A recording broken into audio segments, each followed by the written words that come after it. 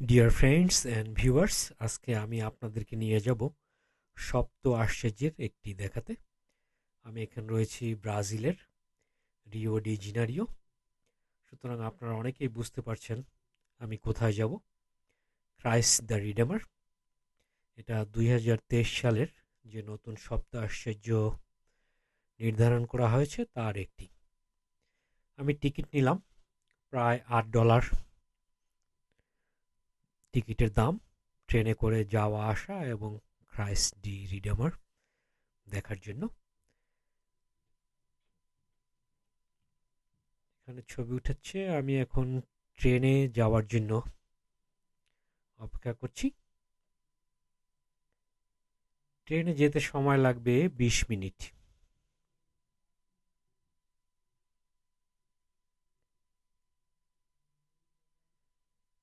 আমার অনেক দিনের ইচ্ছে ছিল ব্রাজিলে যাব এবং ক্রাইস্ট ডি রিডেমার সেখানে যদি সুযোগ হয় একবার দেখে আসব। আমাদের ট্রেন এসে গেছে,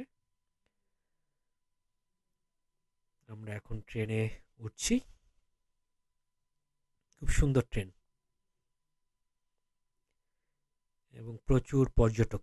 এখন বিকালবেলা প্রায় 2:30 বাজে। প্রচণ্ড গরম। আমরা ট্রেনে উঠলাম, এখান থেকে 20 মিনিট সময় লাগবে। দূরত্ব প্রায় 2 মাইল, 2.5 মাইল। আমরা 2300 ফিট উপরে উঠে যাব। আমাদের ট্রেন ছেড়ে দিল।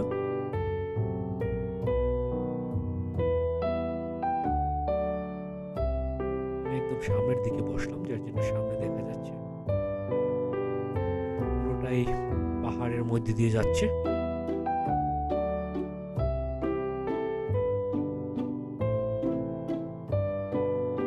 প্রচণ্ড গরম।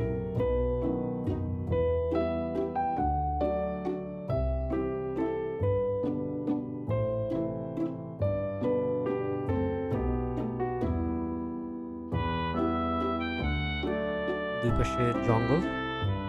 এটা আর একটা ট্রেন আমাদের ক্রস করলো। এই গাছগুলি অনেকটা কাঁঠাল গাছের মতো। আমরা প্রায় চলে আসছি।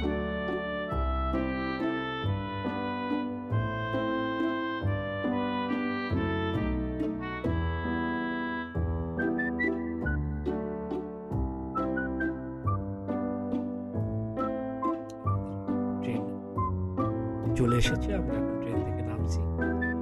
আমি এখান থেকে এলিভেটরে করে উপরে উঠবো।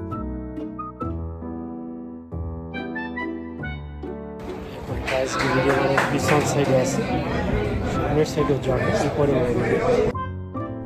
এখানে চলন্ত সিঁড়ি রয়েছে, আমি সিঁড়িতে করে উপরে চলে যাব। এখানে বৃদ্ধ লোক বা যাদের হাঁটার সমস্যা আছে তারাও খুব সুন্দরভাবে আসতে পারবে। এটা পিছন সাইড থেকে কেনা সূর্য পশ্চিম দিকে, যার জন্য খুব সুন্দর দেখা de যাচ্ছে। louvores, como nesse salmo que nós colocamos. Como é bom agradecermos ao Senhor. É lógico que o sentimento da gratidão é muito bom, é ótimo, excelente. আপনারা যে সমুদ্রটি দেখতে পাচ্ছেন এটা আটলান্টিক ওশেন। নিচে খুব সুন্দর সুন্দর কিছু ঘরবাড়ি রয়েছে।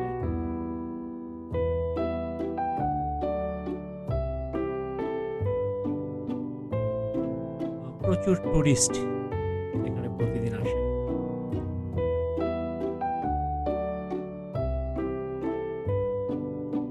ক্রাইস্ট ডি রিডেমার, এটার উচ্চতা হচ্ছে 125 ফিট এবং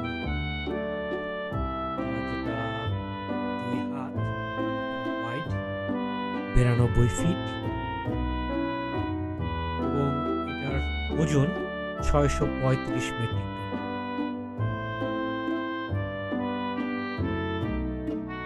এটা শুরু করা হয়েছিল 1922 সালে এবং কাজ শেষ হয় 13ই অক্টোবর 1931 সালে। এটা ব্রাজিলীয়দের স্থানের মতো।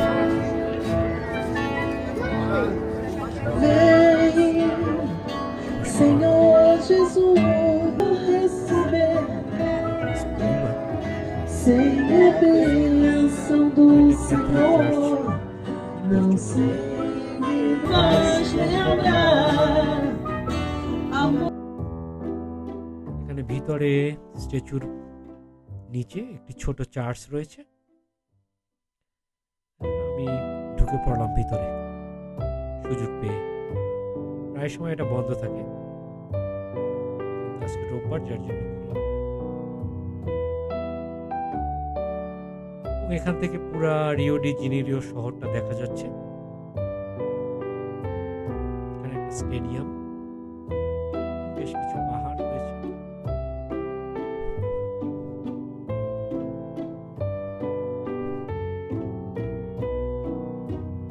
স্ট্যাচুটা এখন ব্রাজিলের একটা কালচারাল আইকনে পরিণত হয়েছে এবং সারা পৃথিবীর যারা খ্রিস্টীয় বিশ্বাসী এখন ক্রাইস্ট যিশুর হাতে বেঁচে আছে। বছরে একবার যাওয়া যায়। এটা নতুন যে সপ্ত আশ্চর্য, সত্যি আসলে খুব সুন্দর। এটা এই পাহাড়টা ভ্যাডো, এটা প্রায় সমুদ্র পৃষ্ঠ থেকে 2300 ফিট উপরে, যার জন্য এখান থেকে খুব সুন্দর দেখা সবকিছু। আমি এখন নিচে চলে যাব। এখানে কিছু খাবার দোকান, শপিস দোকানপাট রয়েছে, খুব এক্সপেন্সিভ।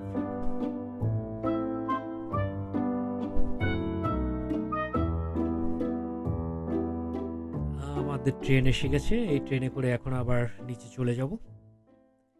আবারও 20 মিনিটের জার্নি, প্রায় 2.5 মাইল।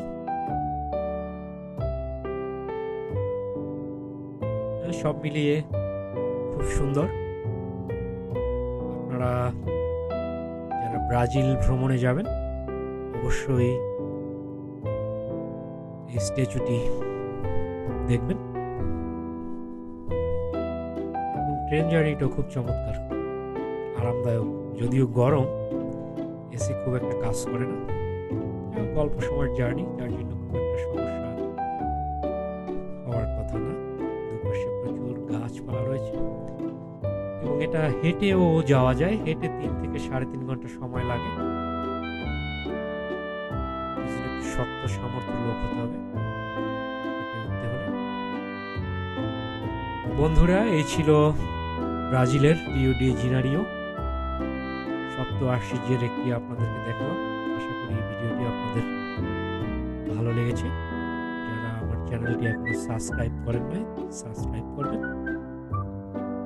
ট্রেন লাইনটা কিন্তু একটু অন্যরকম, মানে এটা পাহাড়ে ওঠার এবং নামার।